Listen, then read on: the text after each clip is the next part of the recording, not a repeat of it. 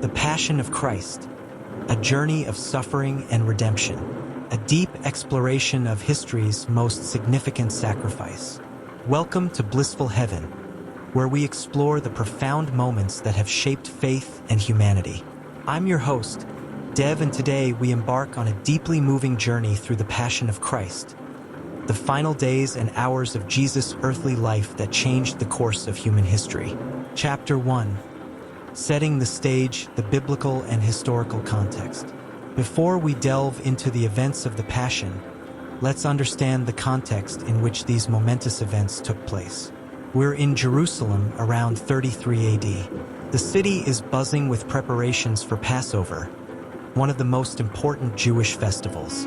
The Gospel of John tells us, "Now before the feast of the Passover, when Jesus knew that his hour had come to depart out of this world to the Father, having loved his own who were in the world, he loved them to the end."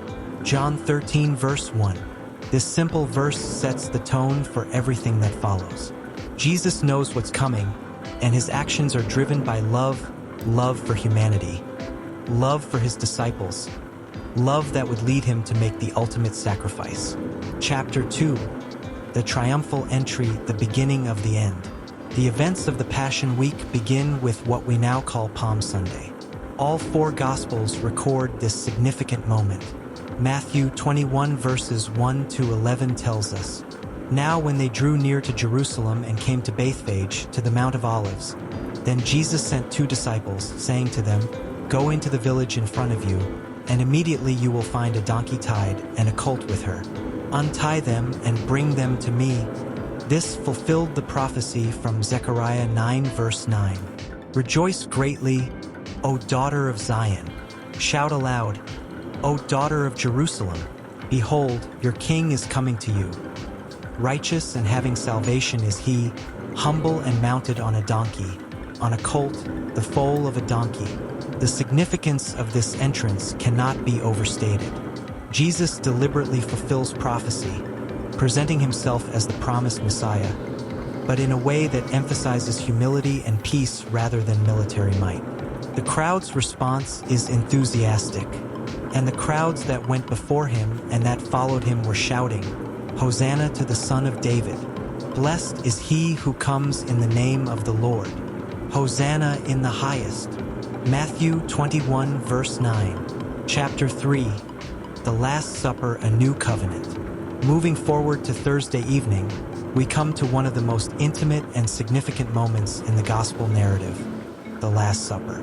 This event is recorded in all 4 Gospels and provides the foundation for the Christian sacrament of communion or Eucharist. Luke 22 verses 14 to 20 provides a detailed account. "And when the hour came, he reclined at table, and the apostles with him.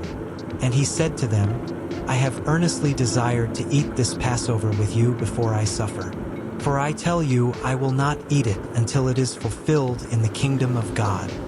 And he took bread, and when he had given thanks, he broke it and gave it to them, saying, 'This is my body, which is given for you. Do this in remembrance of me.' And likewise the cup after they had eaten, saying, 'This cup that is poured out for you is the new covenant in my blood.'" Several profound elements emerge from this passage. 1. The timing. This occurs during Passover, linking Jesus' sacrifice to the Jewish exodus from Egypt. Jesus explicitly connects this meal to his upcoming suffering. 2. The symbolism. The bread represents his body. The wine represents his blood. Both elements point to the sacrifice he's about to make. 3. The new covenant. Jesus establishes a new relationship between God and humanity. This fulfills Jeremiah's prophecy. "Behold, the days are coming, declares the Lord, when I will make a new covenant with the house of Israel and the house of Judah." Jeremiah 31 verse 31. During this same meal, John's Gospel records Jesus washing his disciples' feet. "If I then, your Lord and teacher, have washed your feet, you also ought to wash one another's feet. For I have given you an example, that you also should do just as I have done to you." John 13 verses 14 to 15. Chapter 4. Gethsemane, the Garden of Anguish. After the Last Supper, Jesus leads his disciples to the Garden of Gethsemane.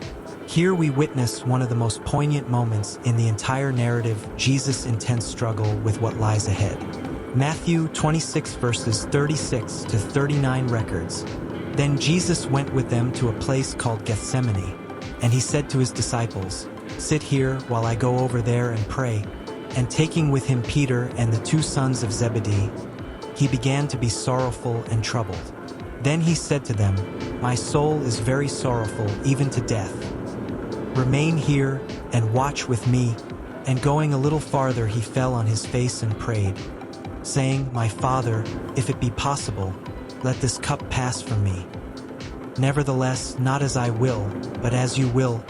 This passage reveals Jesus' full humanity. He experiences deep emotional distress.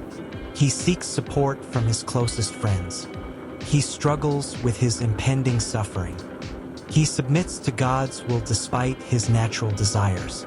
Luke adds a powerful detail, "And being in agony, he prayed more earnestly, and his sweat became like great drops of blood falling down to the ground." Luke 22 verse 44. Chapter 5, the betrayal and arrest. The peace of the garden is shattered by the arrival of Judas and an armed crowd. Mark 14 verses 43 to 46 describes the scene. "And immediately, while he was still speaking, came Judas, one of the 12, and with him a crowd with swords and clubs, from the chief priests and the scribes and the elders. Now the betrayer had given them a sign, saying, 'The one I will kiss is the man.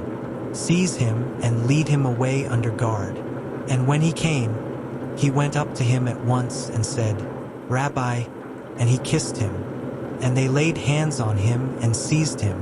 Jesus' response is telling. In Matthew's account, he says, "Do you think that I cannot appeal to my Father, and he will at once send me more than 12 legions of angels?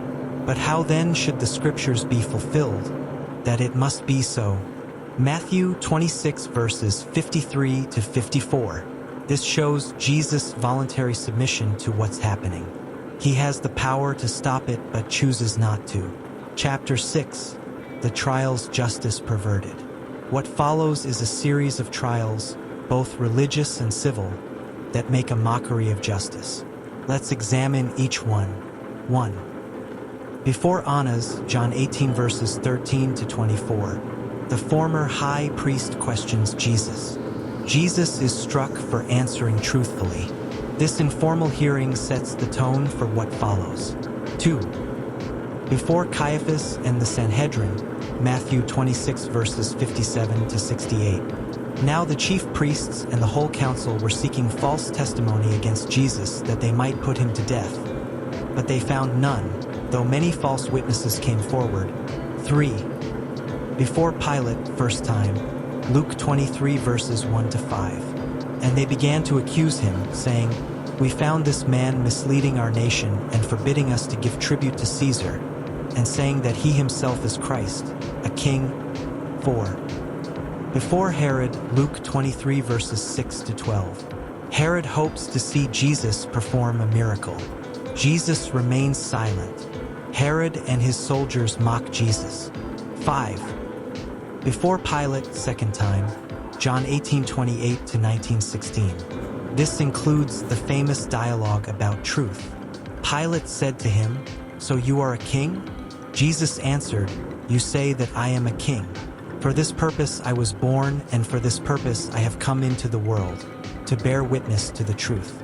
Everyone who is of the truth listens to my voice." Pilate said to him, "What is truth?" Chapter 7. The scourging and crown of thorns. The physical torture begins with the scourging. John's account is brief but devastating. Then Pilate took Jesus and flogged him. John 19 verse 1. This simple statement masks the horror of Roman flagellation, which involved a whip with multiple leather thongs, metal balls and sharp bones woven into the thongs, severe tissue damage and blood loss. The soldiers then mock Jesus' kingship, and the soldiers twisted together a crown of thorns and put it on his head and arrayed him in a purple robe. They came up to him, saying, "Hail, King of the Jews," and struck him with their hands. John 19 verses 2 to 3. Chapter 8. The Way of the Cross. The Gospel of John records, "So they took Jesus, and he went out, bearing his own cross, to the place called the place of a skull, which in Aramaic is called Golgotha." John 19 verse 17. Luke adds the detail about Simon of Cyrene, "And as they led him away, they seized one Simon of Cyrene, who was coming in from the country, and laid on him the cross, to carry it behind Jesus." Luke 23 verse 26. Luke also records Jesus' interaction with the women of Jerusalem. "But turning to them Jesus said, 'Daughters of Jerusalem, do not weep for me, but weep for yourselves and for your children.'" Luke 23 verse 28. Chapter 9. The Crucifixion. All four Gospels record the crucifixion, each adding unique details. Mark's account is particularly stark. "And they crucified him and divided his garments among them, casting lots for them, to decide what each should take. And it was the third hour when they crucified him." Mark 15 verses 24 to 25. Jesus speaks 7 times from the cross. 1. "Father, forgive them, for they know not what they do." Luke 23 verse 34. A prayer of forgiveness for his executioners. 2. "Truly, I say to you, today you will be with me in paradise." Luke 23 verse 43. Speaking to the penitent thief.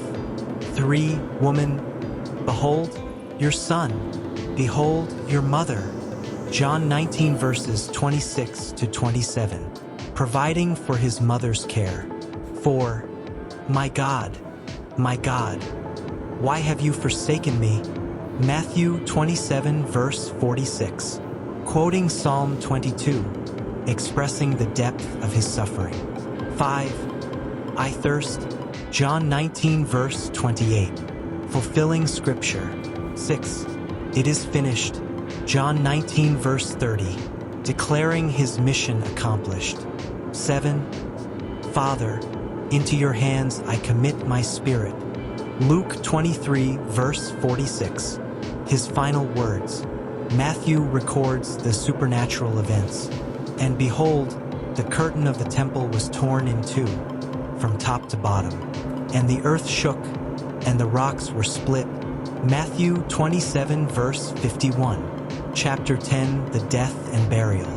John's Gospel provides unique details about Jesus' death. "But one of the soldiers pierced his side with a spear, and at once there came out blood and water." John 19 verse 34. The burial is handled by 2 secret disciples. After these things, Joseph of Arimathea, who was a disciple of Jesus, but secretly for fear of the Jews, asked Pilate that he might take away the body of Jesus, and Pilate gave him permission. So he came and took away his body. Nicodemus also, who earlier had come to Jesus by night, came bringing a mixture of myrrh and aloes, about 75 pounds in weight. John 19 verses 38 to 39. Chapter 11. The Theological Significance. The Passion narrative isn't just a historical account. It's the centerpiece of Christian theology. Let's explore some key themes. 1. Substitutionary atonement. Isaiah prophesied, "Surely he has borne our griefs and carried our sorrows. Yet we esteemed him stricken, smitten by God, and afflicted. But he was pierced for our transgressions. He was crushed for our iniquities. Upon him was the chastisement that brought us peace, and with his wounds we are healed." Isaiah 53 verses 4 to 5. 2. Victory over sin and death. Paul writes, "For our sake he made him to be sin who knew no sin, so that in him we might become the righteousness of God." 2 Corinthians 5 verse 21. 3. New covenant. As Jesus said, "This cup that is poured out for you is the new covenant in my blood." Luke 22 verse 20. Chapter 12. Historical context and archaeological evidence. Archaeological discoveries have confirmed many details of the Passion narrative. 1. crucifixion evidence. The discovery of crucified remains in Jerusalem. Details of Roman crucifixion methods. The practice of breaking legs to hasten death. 2. Pilate's existence. The Pilate stone discovered in Caesarea confirms his role as prefect of Judea. 3. First century Jerusalem. The discovery of the first century street level. Evidence of earthquake damage from the period. The location of the Praetorium